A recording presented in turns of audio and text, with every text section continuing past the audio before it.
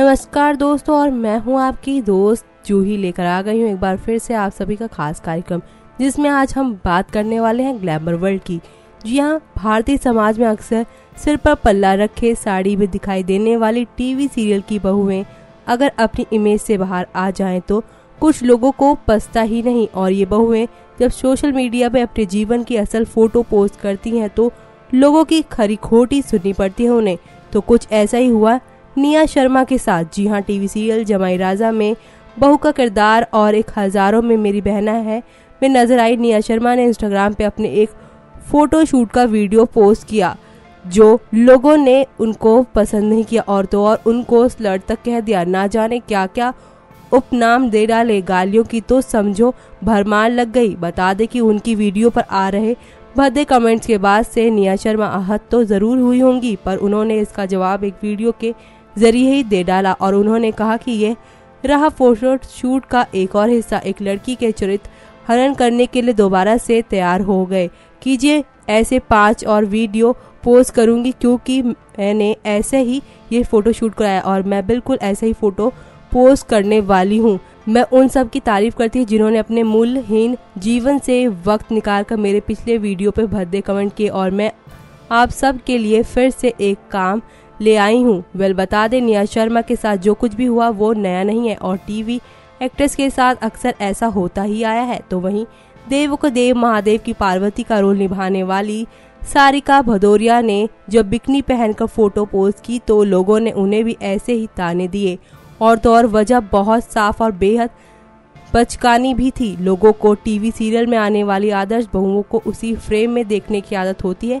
इधर फ्रेम की तस्वीर बदली, उधर लोगों की भव्य चढ़ी। बहू मतलब माथे पे मोटा सा सिंदूर, माथे पे बड़ी सी बिंदी, तन पर सिर्फ साड़ी, हाथों में 2-4 दर्जन चूड़ियां और मैचिंग ज्वेलरी। बस यही तो वो आदर्श तस्वीर है। हमारे संस्कारी भाइयों को इस तस्वीर के अलावा कोई और तस्वीर जचती ही नहीं। हंसी आती है उन लोगों पर जो लोग अभिनेत्रियों पे कमेंट्स करते हैं। अभिनेता सिर्फ अभिनय करते हैं, हर सीरियल में किरदार बदलते हैं, मगर असल जिंदगी में वो जो भी करे ये उनकी अपना पसंद है। लोग क्यों चाहते हैं कि टीवी की बहुएं अपने घर में भी बहू बनकर ही रहे, या पार्वती का किरदार निभाने वाली सोनारिका अपनी जिंदगी में भी पार्वती बनकर ही रहे। उनकी निजी जिंदगी होती है, उन्हें क्या पहनना है, क्या करना है, इसका हक सिर्फ उन्हीं को है, दर्शकों को नहीं। यही बात निया शर्मा के सेक्सी फोटो शूट का भी है। जो हेटर्स को ये जान लेना चाहिए कि निया शर्मा वो हैं जिन्हें एशिया की तीसरी सबसे सेक्सी महिला का खिताब दिया गया, जो अपने आप में मायने रखता है। निया चाहे शॉर्ट पहने, साड़ी पहने या फिर वेस्टर्न कपड़े, वो सेक्सी हैं तो हैं, और वो सिर्फ वही कर सकती हैं जो उनका काम है, और अच्छा लगता है कि वो ये काम पूरी ईमानदारी से कर रही हैं। तो वहीं ये रही ट्रोल की बातें जो अक्सर एक्ट्रेस अपने ही फैंस के हाथों हो जाती हैं। अब हम बात करने वाले हैं ML स्टार्स के बारे में, जो निर्वस्त्र कर सीन करने के चलते चर्चाओं में आ गए। लेकिन इन लोगों को लेकर इतनी कंट्रोवर्सी नहीं हुई जितनी एक्ट्रेस को लेकर हो जाती है। आखिर ये पुरुष प्रधान देश जो है, जी हमारी फिल्मों में ऐसे बहुत से एक्टर हुए हैं जो जरूरत पड़ने पर फिल्मों में पूरी तरह से निर्वस्त्र होने से भी नहीं झिझके, और अब इस फिल्म की जरूरत कहें या फिर पब्लिसिटी स्टंट, लेकिन न्यूडिटी और बॉलीवुड का चोली दामन का साथ रहा है। इससे न सिर्फ वो बॉलीवुड बल्कि वो कलाकार भी यादगार बन गए। जी हाँ, अब जमाना है शॉर्ट फिल्मों का, तो भला यहाँ कलाकार कैसे चूक सकते हैं। यहाँ तो सेंसर बोर्ड की तलवार भी नहीं है। ताजा सनसनी फैलाई है कि एक्टर श्रवण रेड्डी ने, जिन्हें अपने पिछली बार सीरियल कृष्णदासी में देखा था और एक शॉर्ट फिल्म के लिए न्यूड सीन देने के बाद श्रवण इंटरनेट पर वायरल हो गए। तो वहीं इस शॉर्ट फिल्म की कहानी भगवत गीता पर आधारित बताई जा रही है, जिसे फिल्म फेस्टिवल को ध्यान में रखकर बनाया गया है। फिल्म का नाम कर्मा है, जो 20 मिनट की फिल्म है।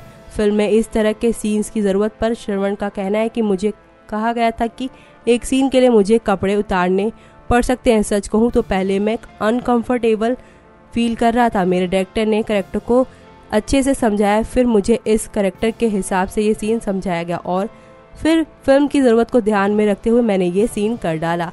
हाँ, फिल्म की ज़रूरत ही हमारे एक्टर्स और एक्ट्रेस को अब तक मजबूर करती आई है कि वो बोल्ड या न्यूड सीन दे, और ज़रूरत के बाद अहमियत होती है कि डायरेक्टर साहब की क्रिएटिविटी की।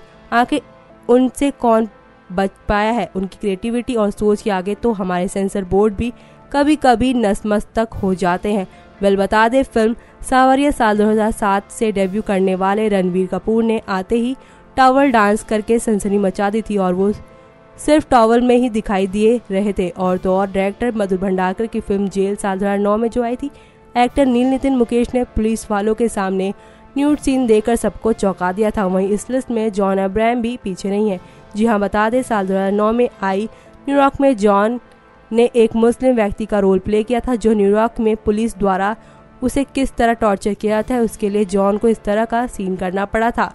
तो वहीं आपको बता दें कि नेशनल अवार्ड विजेता राजकुमार राव ने भी फिल्म शहीद साल 2013 के लिए पुलिस टॉर्चर दिखाने के लिए न्यूड सीन दिया था। तो वहीं फिल्म पीके साल 2014 में आमिर खान भी न्यूड थे, लेकिन उनके टेप रिकॉर्डर से काफी कुछ कंफर्टेबल हो गया था और काफी ज्यादा कंट्रोल भी। जी हाँ, आपको बता दें, अपनी फिल्म बेफिक्रे में काफी कुछ ऐसा था जो सेंसर बोर्ड की निगाहों से चूक गया।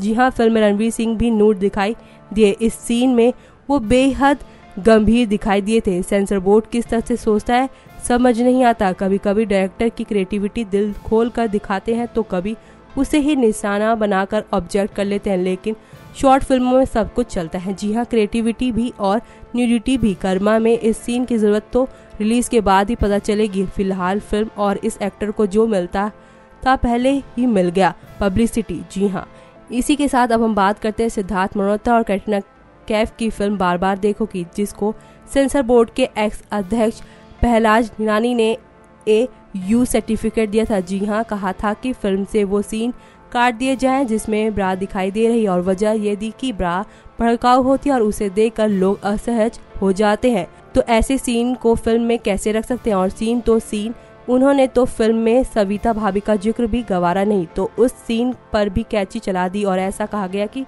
इसमें सविता भाभी का जिक्र है। बता दे, भारतीय समाज में संस्कारों के रक्षक पहलाज हिलानी की बात से ये तो मान लिया कि ब्रा भड़काऊ होती है, लेकिन एक बात जो दिमाग खराब कर देती है वो ये है कि फिल्मों में अगर ब्रा भड़काऊ है तो फिर बिकनी भड़काऊ क्यों नहीं। जी हाँ, कई बॉलीवुड फिल्मों में हीरोइनों ने बिकनी सीन देकर हॉट होने का तमंगा हासिल किया, पर मजाल है कि सेंसर बोर्ड ने एक भी बिकनी पर कैंची चलाई हो। क्या बिकनी के पास सर्टिफिकेट है कि चूंकि न वो बिकनी है इसलिए नहीं वो हो सकती है? चले जाने दीजिए, हो सकता है कि फिल्म बार बार देखो में ब्रा ज्यादा ही भड़काऊ तरीके से दिखाई गई हो, इसलिए उसे काटने को कहा गया हो।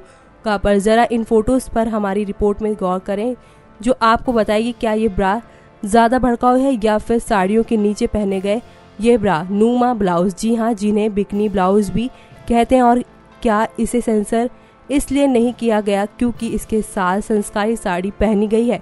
बता दें कि ये तो अच्छा हुआ कि जिन्नत अमान इस दौर में नहीं है, और अगर होती तो पहलाज हिलानी और उनका सेंसर बोर्ड सोच में पड़ जाता कि क्या हटाएं और क्या लगाएं। और अब जरा पिछले कुछ दशकों की फिल्मों पर निगाहें डालिए और अब इन फोटोज को देखकर आप क्या कहेंगे? अगर बात भड़काऊ होने की है तो फिर हर भड़काऊ सीन सेंसर्ड होना चाहिए, लेकिन सेंसर बोर्ड के राजा तो पहलाज हिलानी ही थे पहले, और वो जो कह दे वो सही। अगर अंडरगारमेंट देखकर वो असहज महसूस करते हैं तो उन्हें बिल्कुल सेंसर कर देना चाहिए। पर एक बात का जवाब तो उन्हें देना ही होगा कि जब ब्रा की ही तरह दिखने वाली बिकनी ब्लाउज से परहेज नहीं तो ब्रा से क्या परेशानी। बता दे, निरानी साहब के ऐसे फैसले भी ट्विटर की दुनिया के लोगों को मौका देते हैं जो फिल्म बार बार देखो का नाम बदल कर कहते हैं ब्रा जैसा। अगर ब्रा दिखी तो असहज महसूस करेंगे लोग, और ये लोग है कौन? जी हाँ, आपको बता दें, समाज के वो चंद लोग जो केवल गंदगी देखते हैं। इसी के साथ मैं कहना चाहती हूँ कि हमारा वजूद मिटाने वाले एक दिन अपने वजूद को बचाते बचाते खुद मिट जाएगा।